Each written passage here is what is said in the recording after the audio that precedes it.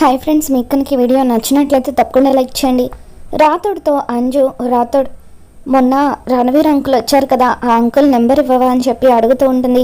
ఎందుకు అంజు పాప అని చెప్పి రాథోడ్ అంటూ ఉంటే, ఆ అంకుల్ చాక్లెట్స్ కొనుక్కోమని డబ్బులు ఇచ్చారు కదా, చాక్లెట్స్ కొనుక్కోగా చేంజ్ మిగిలిపోయింది, అందుకే ఆ అంకుల్కి మనీ ఆర్డర్ చేద్దామని చెప్పి నెంబర్ అడుగుతున్నాను అని అంజు అంటూ ఉంటే, అయ్యో అంజు పాప అలా చేంజ్ని మనీ ఆర్డర్ చేయకూడదు అని రాథోడ్ అంటూ ఉంటాడు. అయినా అంకుల్ ఫీల్ అవుతారు. కావాలంటే అంకుల్ వచ్చినప్పుడు నువ్వు తనకి ఏదైనా గిఫ్ట్ కొనివ్వు అని చెప్పి రాథోడ్ అంటూ ఉంటాడు. అయినా సరే ఒక్కసారి అంకుల్ నెంబర్ ఇవ్వు, కనీసం మనస్ఫూర్తిగా థ్యాంక్స్ అయినా చెబుతాను, మొన్న హడావిడిలో అంకుల్కి సరిగ్గా థ్యాంక్స్ చెప్పలేదు అని అంజు అంటూ ఉంటుంది. దాంతో రాథోడ్ రణవీర్ నెంబర్ని అంజుకి ఇస్తాడు. ఇక దాంతో అంజు రణవీర్కి ఫోన్ చేస్తుంది. అంకుల్, నేను అంజుని మాట్లాడుతున్నాను అని అంజు అనగానే ఇక రణవీర్ చాలా సంతోషపడిపోతూ ఉంటాడు. చెప్పు బేటా, ఎలా ఉన్నావు, భోజనం చేసావా బేటా అని చెప్పి అలా రణవీర్ ప్రేమగా అడుగుతూ ఉంటే, నేను తిన్నాను అంకుల్, మీరు తిన్నారా అని చెప్పి అంజు అడుగుతూ ఉంటుంది. తిన్నానమ్మా అని చెప్పి రణవీర్ అంటూ ఉంటాడు. ఇక ఆ తర్వాత అంజు, అంకుల్ రేపు మా ఇంట్లో వినాయక చవితిని చాలా గ్రాండ్గా సెలబ్రేట్ చేస్తున్నాం, మీరు కూడా తప్పకుండా రావాలి అని అంటూ ఉంటే, నేనెందుకులేమ్మా, మీ ఫ్యామిలీ అంతా కలిసి చేసుకునే పండుగ కదా అని చెప్పి రణవీర్ అంటూ ఉంటాడు. ఇక దాంతో అంజు, ఎందుకో తెలియదు అంకుల్, మిమ్మల్ని చూస్తూ ఉంటే మీరు కూడా మా ఫ్యామిలీ మెంబర్ లాగే అనిపిస్తున్నారు, ప్లీజ్ అంకుల్ పూజకు మీరు కూడా తప్పకుండా రావాలి అని అంజు అంతలా బ్రతిమలాడుతూ ఉండడంతో ఇకప్పుడు రణవీర్, అలాగే బేటా, నీకోసం నేను తప్పకుండా పూజకు వస్తాను అని చెప్పి ఫోన్ పెట్టేస్తాడు. థ్యాంక్స్ అంకుల్ అని చెప్పి ఇక అంజు కూడా హ్యాపీగా ఫీల్ అవుతూ ఉంటుంది. ఇక లాయర్ రణవీర్తో, ఏంటి రణవీర్, రేపు నువ్వు పూజకి ఆ ఇంటికి వెళ్తున్నావా అని చెప్పి అడుగుతూ ఉంటాడు.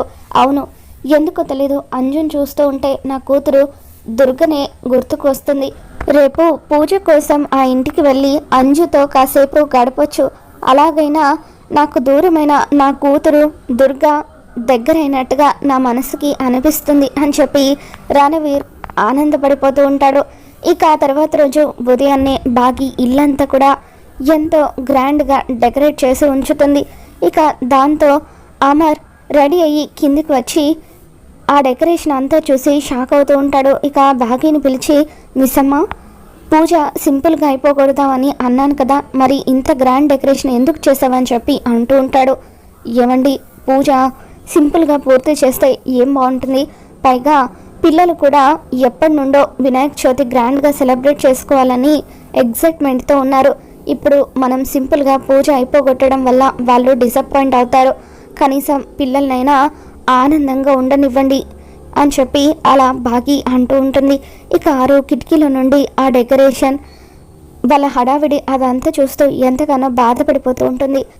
ప్రతి సంవత్సరం నేను నా కుటుంబంతో కలిసి ఎంతో ఆనందంగా వినాయక చవితి పండుగను జరుపుకునేదాన్ని, దేవుడు నాకు ఆ అదృష్టాన్ని లేకుండా చేశాడు అని చెప్పి ఇక అలా కన్నీళ్లు పెట్టుకుంటూ కిటికీల నుండి చూస్తూ ఉంటుంది. ఇక ఇంతలో పిల్లలు కూడా ఎంతో అందంగా కొత్త బట్టలు కట్టుకుని ఇక అలా రెడీ అయ్యి కిందకు వస్తారు. బాగి పిల్లలందరినీ చూసి, నా చిట్టి బంగారాలు ఎంత ముద్దుగా ఉన్నారో, సాయంత్రం మీకు దిష్టి తీస్తాను అని చెప్పి ఇక అలా బాగి పిల్లలందరినీ కూడా దగ్గరికి తీసుకొని ముద్దు పెడుతూ ఉంటుంది. అమ్మ బాగి, పూజకు కావాల్సినవన్నీ సిద్ధం చేశావా అని చెప్పి అమర్ వాళ్ళ అమ్మగారు అడుగుతూ ఉంటారు. అంతా రెడీగా ఉన్నాయి అత్తయ్య గారు అని బాగి అంటూ ఉంటుంది. ఇక మనోహరి కూడా రెడీ అయ్యి అటు ఇటు కంగారుగా తిరుగుతూ ఉంటుంది. ఇక ఇంతలో రణవీర్ మనోహరికి ఫోన్ చేస్తాడు. మనోహరి ఫోన్ మాట్లాడడం కోసం అని చెప్పి ఇక అలా ఇంట్లో నుండి బయటకు వస్తుంది. గార్డెన్లో నిలబడి ఫోన్ మాట్లాడుతూ ఉంటుంది. ఇక అప్పుడు రణవీర్ మనోహరితో, ఏంటి మనోహరి, హ్యాపీగా వినాయక చవితిని నేను లేకుండానే సెలబ్రేట్ చేసుకుందాం అనుకుంటున్నావా, మరొక పావు గంటలో నీ ముందుంటాను అని రణవీర్ అంటూ ఉంటాడు. ఏంటి, నువ్వు పూజకు వస్తున్నావా అని చెప్పి మనోహరి అంటూ ఉంటుంది. నా కూతురు పిలిచిన తర్వాత నేను రాకుండా ఉంటానా అని రణవీర్ అంటూ ఉంటాడు. ఏంటి, నీ కూతురా, అంటే నీకు దుర్గ ఫోన్ చేసిందా అని అలా మనోహరి కంగారు పడిపోతూ ఉంటుంది. అప్పుడు రణవీర్, అవును ఫోన్ చేసింది, కానీ నా కూతురు దుర్గ కాదు, దుర్గ లాంటి అంజు పూజకు రమ్మని చెప్పి మరీ ఫోన్ చేసి చెప్పింది, మరి నా కూతురు లాంటి అంజు పిలిచిన తర్వాత రాకుండా ఉంటే బాగోదు కదా, అందుకే అక్కడికి వస్తున్నాను, నీ అంతు చూస్తాను అని చెప్పి రణవీర్ అంటూ ఉంటాడు. ఇక దాంతో మనోహరి ఎంతగానో కంగారు పడిపోతూ ఉంటుంది. అబ్బా, ఈ రణవీర్ పండుగ రోజు కూడా నాకు మనశ్శాంతి లేకుండా చేస్తున్నాడు. త్వరగా వాడి కూతురు ఎక్కడుందో పట్టుకుంటే అప్పుడు ఈ రణవీర్ని ఒక ఆట ఆడుకోవచ్చు అని చెప్పి మనోహరి అనుకుంటుంది. ఇక ఆ తర్వాత మనోహరి ఫోన్ మాట్లాడేసి ఇంట్లోకి వస్తూ ఉంటుంది. మరోపక్క అమర్ చిన్నప్పుడు రణవీర్ తన కూతురు దుర్గ మెడలో వేసిన గొలుసుని అంజు మెడలో వేస్తూ ఉంటాడు. అంజు ఇలా రా అని చెప్పి ఇక అలా ఆ గొలుసుని అంజు మెడలో వేయగానే అంజు చాలా సంతోషపడిపోతూ ఉంటుంది. సూపర్గా ఉంది డాడీ గొలుసు, నాకేనా, థ్యాంక్స్ అని చెప్పి అంజు అంటూ ఉంటుంది. ఇక అప్పుడు కిటికీలో నుండి చూస్తున్న ఆరు, ఇది చిన్నప్పుడు అంజు అనాథాశ్రమం దగ్గర మాకు దొరికినప్పుడు తన మెడలో ఉన్న గొలుసే కదా, మరి ఇన్ని సంవత్సరాల తర్వాత ఆయన ఈ గొలుసుని మళ్ళీ అంజు మెడలో ఎందుకు వేశారు అని చెప్పి అలా ఆరు ఆలోచిస్తూ ఉంటుంది. ఇక మిగతా ముగ్గురు పిల్లలు ఏంటి డాడ్, అంజుకి ఒక్కదానికైనా గిఫ్ట్ మాకు లేదా అని చెప్పి అడుగుతూ ఉంటారు. ఇక అప్పుడు అమర్, మీకు కూడా ఉన్నాయి, అంజు అందరికంటే చిన్నది కదా, అందుకే ముందు అంజుకి ఇచ్చాను. మీ బర్త్డేస్ వస్తున్నాయి కదా, మీ బర్త్డే రోజున మీకు మీ గిఫ్ట్స్ ఇస్తాను అని చెప్పి అమర్ అంటూ ఉంటాడు. ఇక దాంతో పిల్లలు చాలా హ్యాపీగా ఫీల్ అవుతూ ఉంటారు.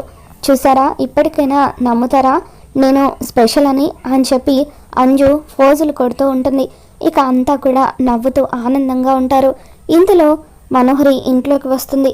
ఇక అప్పుడు అంజు మనోహరితో, ఆంటీ ఈరోజు మా డాడ్ నాకు గిఫ్ట్గా ఇదిగోండి ఈ లాకెట్ ఇచ్చారు, చూడండి ఈ లాకెట్ ఎంత బాగుందో అని అలా తన మెడలో ఉన్న గొలుసుని మనోహరికి చూపిస్తూ ఉంటుంది. మనోహరి ఆ గొలుసుని గుర్తుపట్టి అది తన కూతురు దుర్గదే అన్న విషయం గుర్తు చేసుకుని ఒక్కసారిగా షాక్ అవుతూ ఉంటుంది. ఈ లాకెట్ దుర్గాదేవి లాకెట్ కదా అని చెప్పి మనోహరి అంటూ ఉంటుంది.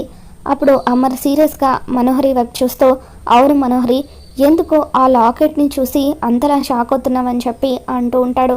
మరేం లేదు అమర్, ఈ లాకెట్ని కలకత్తాలో ఎక్కువగా యూజ్ చేస్తారని ఇంతకుముందు నా ఫ్రెండ్ ఒకరు చెప్పారు అని మనోహరి అంటూ ఉంటుంది. అప్పుడు అమర్, అవును మనోహరి, లాకెట్ బాగుందని నేనే అలాంటిది అంజుకి చేపించాను అని అంటూ ఉంటాడు. ఇదేంటి, అసలు ఈ లాకెట్ అంజు దగ్గరికి ఎలా వచ్చింది? చిన్నప్పుడు రణవీర్ తన కూతురు దుర్గ మెడలో ఇటువంటి లాకెట్ని వేశాడు అంటే ఆ లాకెట్ ఈ లాకెట్ ఒకటే అయి ఉంటుందా? అంజుని నా కూతురు దుర్గ అయి ఉంటుందా? ఖచ్చితంగా ఈ లాకెట్ రణవీర్ తన కూతురు మెడలో వేసిన లాకెటే. ఎలాగైనా సరే ఈ నిజాన్ని కనుక్కోవాలి అని మనోహరి అనుకుంటూ ఉంటుంది. ఇక ఇంతలో రణవీర్ అమర్ ఇంటికి వస్తాడు. ఇక గేట్ దగ్గరున్న సెక్యూరిటీ రణవీర్ని ఆపడానికి ప్రయత్నిస్తూ ఉంటే ఇక అప్పుడు రాథోడ్, అతను మామనిచే లోపలికి పంపించండి అని అంటూ ఉంటాడు. రణవీర్ని సెక్యూరిటీ వాళ్ళు లోపలికి పంపిస్తారు. ఇక రణవీర్ని చూసి అమర్ ఒక్కసారిగా షాక్ అవుతూ ఉంటాడు. రణవీర్ నువ్వు అని చెప్పి అంటూ ఉంటే, సారీ సార్, ఈరోజు మీ ఇంట్లో పూజ జరుగుతుందని అంజు కాల్ చేసి చెప్పింది, అందుకే రావాలనిపించి వచ్చాను అని రణవీర్ అంటూ ఉంటాడు.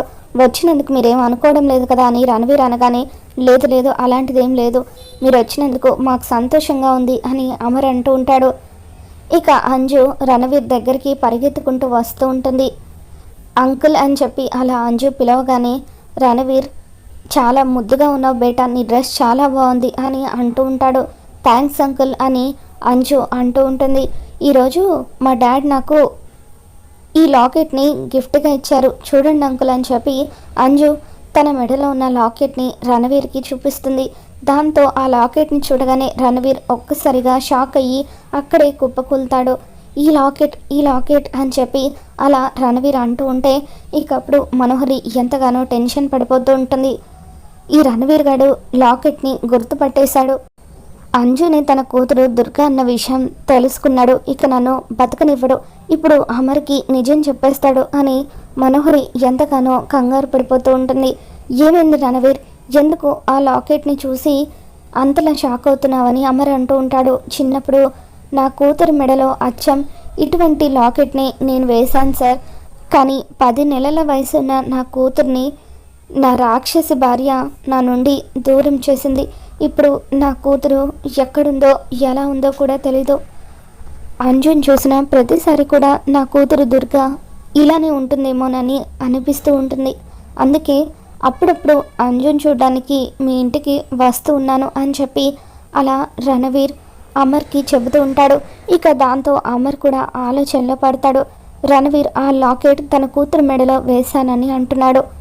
అంజు కూడా మాకు దొరికినప్పుడు దాదాపు 10 నెలల వయసే ఉంది.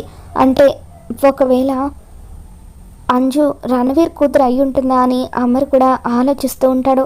ఇక బాగి మనోహరిని గమనిస్తూ ఉంటుంది. మెల్లిగా మనోహరి దగ్గరికి వచ్చి, ఏంటి మనోహరి, నువ్వు అంజు మెడలో ఉన్న లాకెట్ని చూసిన దగ్గర నుండి దేనికో టెన్షన్ పడుతున్నావు, ఏంటి సంగతి అని చెప్పి అంటూ ఉంటే, లేదు నేనెందుకు టెన్షన్ పడతానో, అయినా అంజుకి నాకు ఏం సంబంధం ఉంటుంది అని చెప్పి అలా మనోహరి కవర్ చేయడానికి ప్రయత్నిస్తూ ఉంటుంది. లేదు ఖచ్చితంగా నువ్వేదో దాస్తున్నట్టుగా నాకు అనిపిస్తుంది. రణవీర్ తన భార్యను తిట్టిన ప్రతిసారి నువ్వు టెన్షన్ పడుతూ వణికిపోతున్నట్టుగా అనిపిస్తుంది. కొంపదీసి రణవీర్ భార్యవి నువ్వేనా ఏంటి అని చెప్పి అలా బాగి మనోహరిని అడుగుతూ ఉంటుంది. దాంతో మనోహరి ఒక్కసారిగా షాక్లో ఉండిపోతుంది. మరి రాబోతున్న ఎపిసోడ్లో ఏం జరగబోతుందో మళ్ళీ మన ఛానల్లో తెలుసుకుందాం. మీకు కనుక వీడియో నచ్చినట్లయితే తప్పకుండా లైక్ చేయండి.